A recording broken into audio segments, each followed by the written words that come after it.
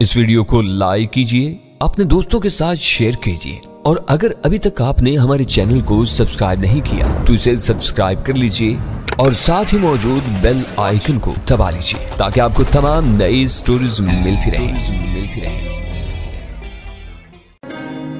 दूसरी सूरत में वो शेखियां बिगाड़ कर दूसरों का जीना अजीरन कर देती। इन दोनों के पार्किंग लॉट में दाखिल होने तक होटल सम्राट की हदूद में कोई टैक्सी नजर नहीं आई।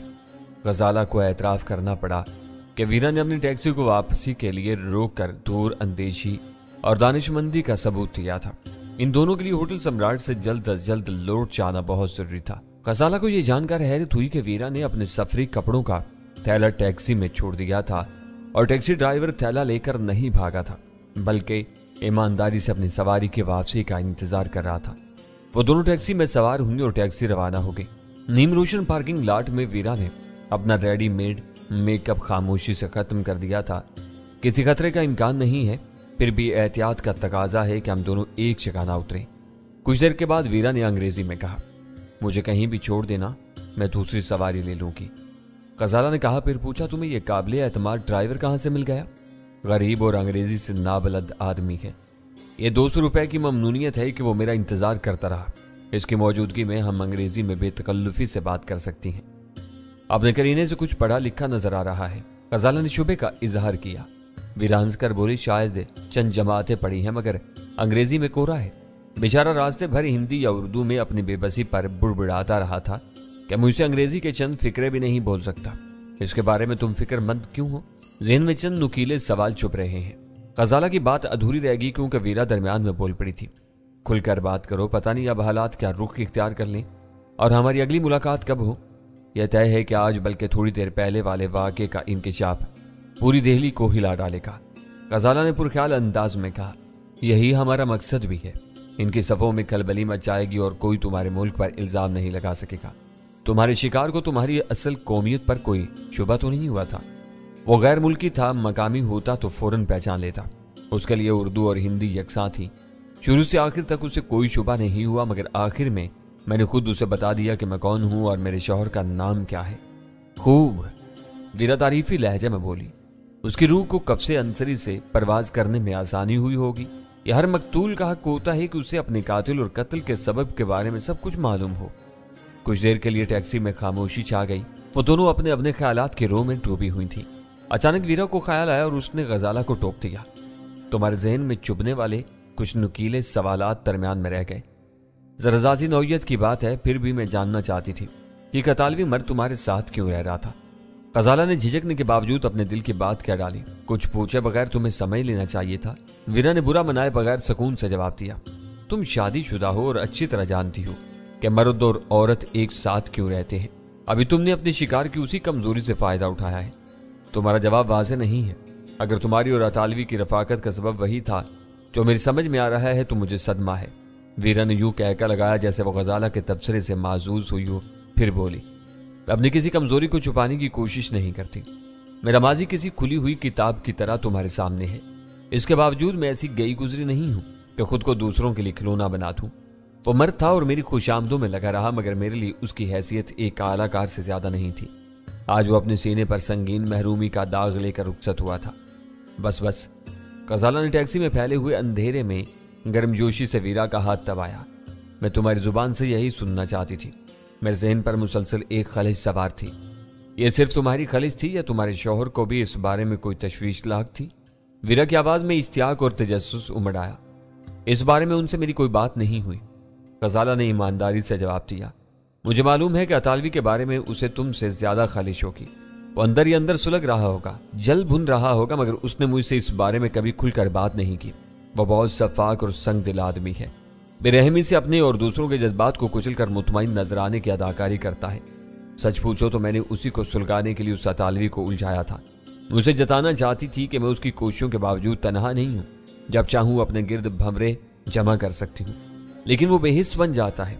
हैरत है कि उसने इस बारे में तुमसे भी कोई बात नहीं की। तुम्हारी और उनकी दोस्ती बहुत पुरानी है। गजाला ने गहरा सांस लेकर कहा, मैं इसमें दखल अंदाजी नहीं कर सकती, लेकिन तुम्हारी इन बातों से जाहिर हो रहा है कि तुम अपनी जात से ज्यादा उनके बारे में सोचती रहती हो। हद ये है कि बाज काम सिर्फ उन्हें जलाने के लिए करती हो। ये कोई अच्छी अलामत नहीं है। تمہارے الفاظ سے خلوص اور اپنائیت کی مہک آ رہی ہے، مگر پھر بھی تم اس کی بیوی ہو۔ میں تمہارے ساتھ اس موضوع پر بحث نہیں کر سکتی۔ اس بات کو یہیں چھوڑ دو، مگر اسے یہ ضرور بتا دینا کہ میں نے اس کی ہر بات مان لی ہے۔ اطالوی کو رخصت کر دیا ہے اور رات کی آخری ٹرین سے یہ شہر بھی چھوڑ دوں گی۔ تمہارے دونوں فیصلے بہت مناسب ہیں۔ ہمارے لیے ملک اور شہر اب مخدوش ہو چلا ہے۔ تم لوگوں کا اگلا منصوبہ کیا ہے؟ ویرا نے اپنا پچھلا سوال نئے زاویے سے دہرایا۔ غزالہ پھر انجان بن گئی۔ ہوٹل پہنچنے کے بعد پتہ چلے گا کہ وہ کیا سوچ رہے ہیں۔ آج 2 بجے ہونے والی ملاقات کے بعد اتنا وقت ہی نہیں ملا کہ ہم دونوں آپس میں کوئی تبادلہ خیال کرتے۔ وہ مصروف تھے اور پھر میں ادھر نکل آئی۔ اوہ، شاید ہم انڈیا گیٹ کے علاقے میں پہنچنے والے ہیں۔ ویرا نے ونڈ شیلڈ کے پار نظر آنے والی روشنیوں سے چونک کر کہا، تم یہیں مجھ سے الگ ہو جانا۔ زندگی رہی تو پھر اگلے کسی پڑاؤ پر ہماری ملاقات ہوگی۔ ویرا کے ایمان پر ڈرائیور نے ٹیکسی ایک مناسب مقام پر روک دی۔ غزالہ نے اپنے وینٹی بیگ کو اٹھایا اور اسے الوداع کہہ کر ٹیکسی سے اتر گئی۔ کناٹ پلیس تفریح سے زیادہ سیاحوں کی خریداری کا مرکز تھا۔ شاید انڈیا گیٹ شہر کا سب سے بڑا تفریحی مرکز تھا۔ غزالہ نے پہلی مرتبہ وہ علاقہ دیکھا۔ کوئی اور موقع ہوتا تو وہ ضرور اس مقام پر رکتی، لیکن جان اسمتھ کے قتل کے بعد وقت تیزی سے گزر رہا تھا۔ اسے احساس تھا کہ میں نے اپنی ساری کشتیاں جلا کر بھارت کی سرزمین پر اپنی بھرپور کارروائیوں کا آغاز کر دیا تھا۔ اس مرتبہ وقت کا معمولی سازیاں بھی ہماری سلامتی کو خطرے میں ڈال سکتا تھا۔ غزالہ نے انڈیا گیٹ سے دوسری ٹیکسی لی اور ہوٹل انٹرکانٹیننٹل کی طرف روانہ ہو گئی۔ وہ ہوٹل کے کمرے میں داخل ہوئی تو کامیابی کا جوش و جذبہ اس کے چہرے سے چھلکا پڑ رہا تھا۔ اسے دیکھ کر میری جان میں جان آئی، ورنہ وہ جتنی دیر باہر رہی تھی میرا ایک ایک لمحہ انتظار کے غیر یقینی کرب اور بے چینی میں گزرا تھا۔ مجھے اس سے فوری طور پر کوئی سوال کرنے کی ضرورت نہیں تھی۔ میں نے اس کی آنکھوں میں کامرانی کی تحریر پڑھ لی تھی۔ میں نے والیانہ انداز میں اسے اپنے بازوؤں میں سمیٹ لیا۔ دہلی میں جان اسمتھ کی موت ہماری بہت بڑی کامیابی تھی۔ آئی بی کے ڈپٹی ڈائریکٹر جلال کو اس کی طرف سے تشویش تھی۔ اس کے نزدیک جان اسمتھ ایک ایسا خوفناک مگرمچھ تھا جس سے چھیڑ چھاڑ کرنے کی صورت میں ایک زبردست بھونچال پیدا ہو سکتا تھا۔ جلال کے وہ سارے تحفظات پاکستان کی سرحدوں تک محدود تھے۔ ہم نے جان کے خلاف جو کچھ کیا تھا پاکستان سے باہر کیا تھا۔ اس کا کام ایسی رازداری کے ساتھ تمام کیا گیا تھا کہ بھارتی اور امریکی حکام اپنی سر توڑ کوششوں کے باوجود پاکستان کو اس واردات میں ملوث نہیں کر سکتے تھے۔ ہم دونوں کچھ دیر تک اسی موضوع پر باتیں کرتے رہے۔ پھر غزالہ نے گھبرائے ہوئے انداز میں اپنے اندیشوں کا ذکر چھیڑ دیا۔ اس کا بنیادی خوف یہ تھا کہ راہ والوں سے براہ راست سامنا ہونے کے باوجود ہمارے کام غیر معمولی آسانی کے ساتھ ہوتے چلے جا رہے تھے۔ نریش شرما نے پاکستان کے بارے میں راہ کی فائلیں میرے سامنے رکھتی تھیں اور میں فون کے ساتھ اپریٹس کے بے دریغ استعمال کے باوجود کسی گرفت میں نہیں آیا تھا۔ غزالہ صرف ایک سمت میں سوچ رہی تھی جو منفی تھی۔ پورے حالات و واقعات پر اس نے گہری نظر ڈالنے کی ضرورت محسوس نہیں کی تھی۔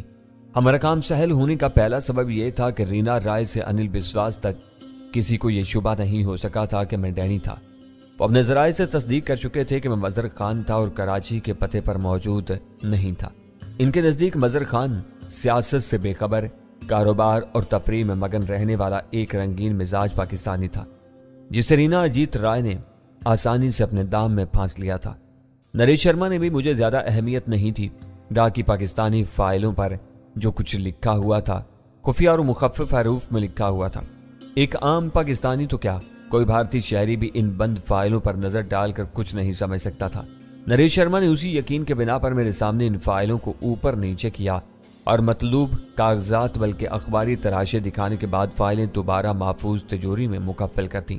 یہ میری خفیہ معلومات اور باخبری کا نتیجہ تھا کہ میں نے ایک ہی نظر میں ان بند فائلوں کا متن بھانپ لیا۔ اس میں نریش شرما کی کسی بے پرواہی، غیر ذمہ داری یا حماقت کا کوئی دخل نہیں تھا۔ غزالہ کا دوسرا نقطہ میرے آزادانہ مواصلاتی رابطوں کے بارے میں تھا۔ جہاں تک گوپال کے دیے ہوئے آپریٹرز کا تعلق تھا، وہ آئی بی کے ایجنٹوں کا محفوظ آلہ تھا جو مخصوص فریکوینسی پر کام کرتا تھا۔ اس پر ہونے والی بات چیت کو راہ والے اسی صورت میں پکڑ سکتے تھے جب انہیں کسی نیٹ ورک کے فعال ہونے کا شبہ ہوتا اور وہ 24 گھنٹے ہر فریکوینسی کی دیکھ بھال کرتے رہتے۔ وہ بہت دشوار کام تھا۔ کہیں سے کوئی سراغ حاصل کیے بغیر کوئی بھارتی ایجنسی محض اتفاقاً ہی ہماری بات چیت پکڑ سکتی تھی۔ کوئی تیسرا امکان خارج از قیاس تھا۔ فون کے بارے میں غزالہ کے شبہات CSD کی وجہ سے بے بنیاد تھے۔ میں نے کئی بار اسے سمجھایا تھا اور اس وقت پھر بتایا کہ CSD ایک ایسا آلہ تھا جس کی موجودگی میں صرف 2 لائنیں ایک دوسرے کے رابطے میں رہ سکتی تھیں۔ تیسری لائن بعد میں شامل ہوتی تو لائن از خود ڈراپ ہو جاتی۔ رابطہ ہونے سے پہلے کوئی درمیان میں موجود ہوتا تو مطلوبہ رابطہ سرے سے قائم نہیں ہو سکتا تھا۔ تیسری لائن کا پہلا ہندسہ ملاتے ہی CSD خودکار طریقے سے وہ رابطہ کاٹ دیتی۔ حد یہ تھی کہ CSD والے فون سے ہونے والی گفتگو کا ریکارڈ کیا جانا بھی ممکن نہیں تھا۔ بدری ناتھ نے مجھے بتا دیا تھا کہ را والوں نے اپنے استعمال کے لیے جاپان کی ریڈ آرمی سے کچھ CSD خریدی تھی جو را کے بعض اہم ترین عہدیداروں کے استعمال میں تھی۔ وہ را کا بہت خفیہ ہتھیار تھا، وہ اس کی اہمیت اور کارکردگی سے بخوبی واقف تھے، لیکن ان کو یہ معلوم نہیں تھا کہ ہوٹل انٹر کانٹیننٹل میں مقیم مظہر خان نامی پاکستانی بھی چوری چھپے CSD سے استفادہ کر رہا تھا۔ مجھے غزالہ کو مطمئن کرنے کے لیے خاصی مغزنی کرنا پڑی، مگر آخر کار ہر بات اس کی سمجھ میں آ گئی اور وہ مسکراتے ہوئے بولے، ذہنی دباؤ کی وجہ سے میرے ذہن میں سب کچھ گڈمڈ ہو کر رہ گیا تھا۔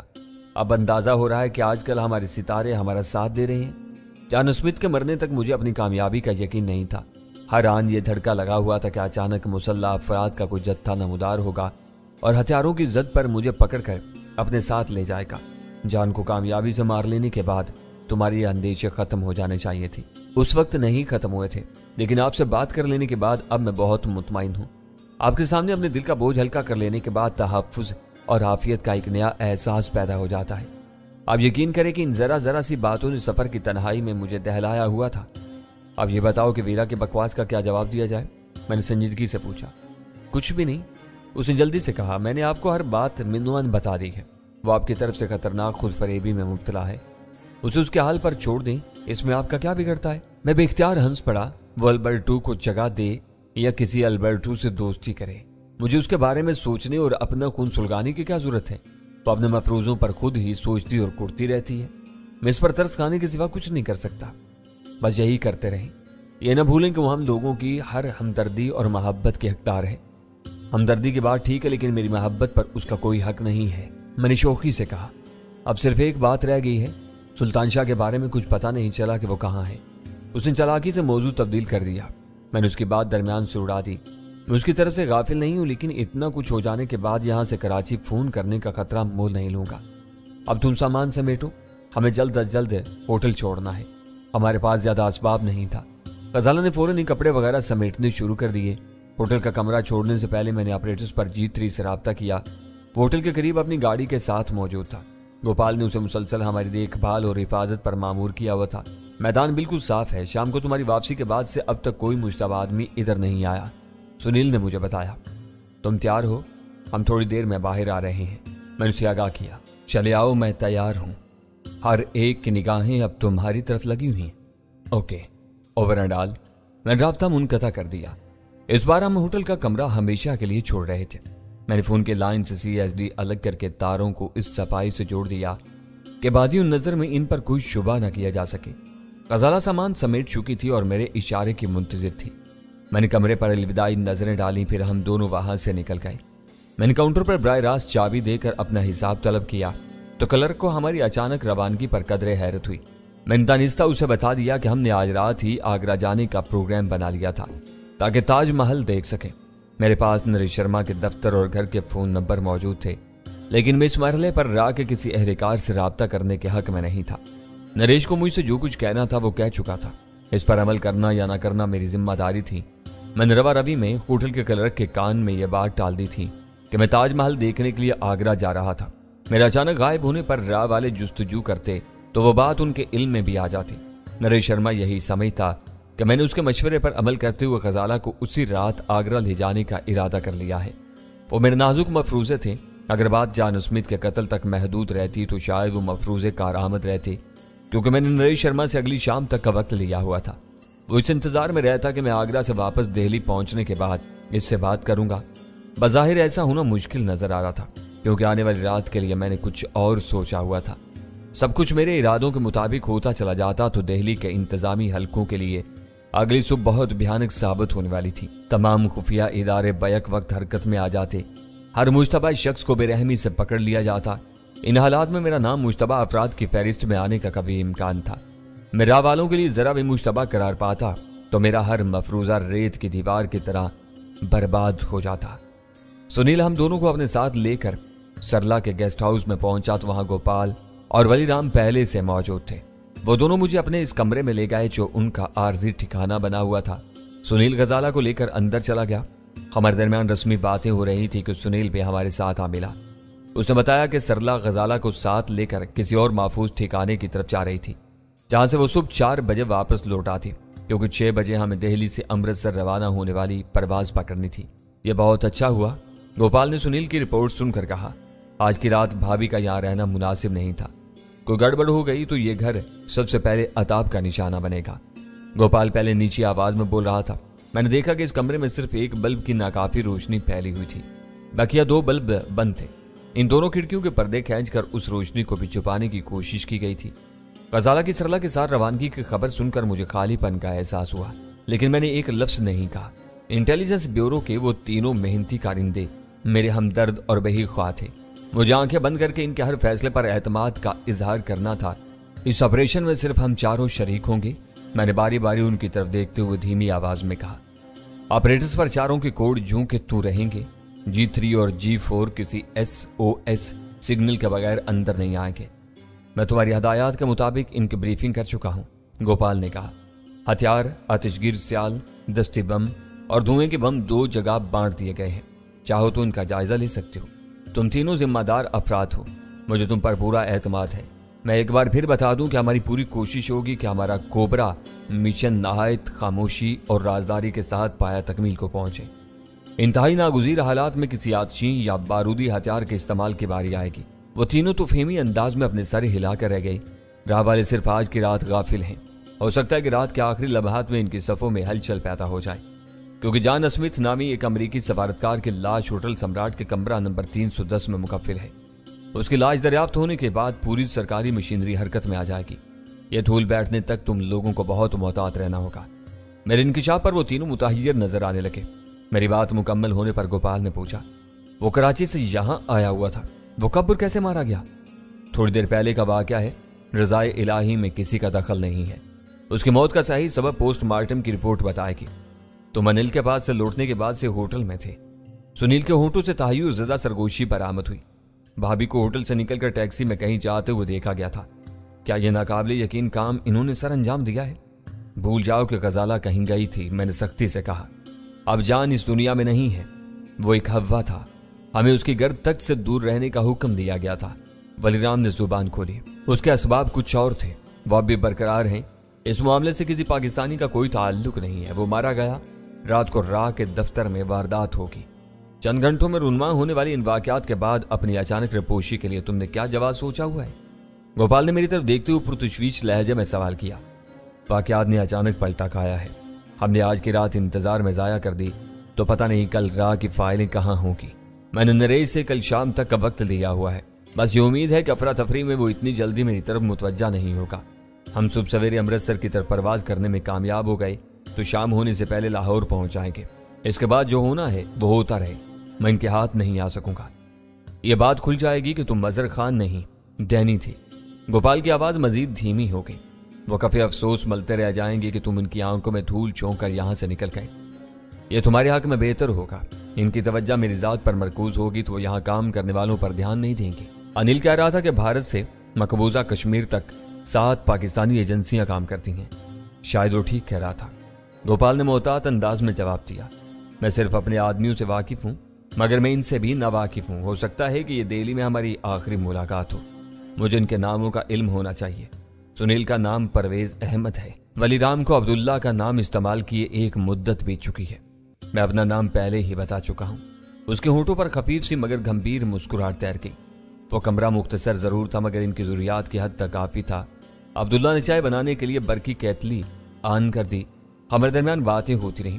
11 بجے تک چائے کے 2 دور چلے۔ اس درمیان میں یہ تجویز بھی زیر غور آئی کہ جو اور نریش شرما کے درمیان طے ہوا تھا، اگر اسے بھی راستے سے ہٹا دیا جائے تو بہت سی باتیں پردے میں رہ سکتی تھی۔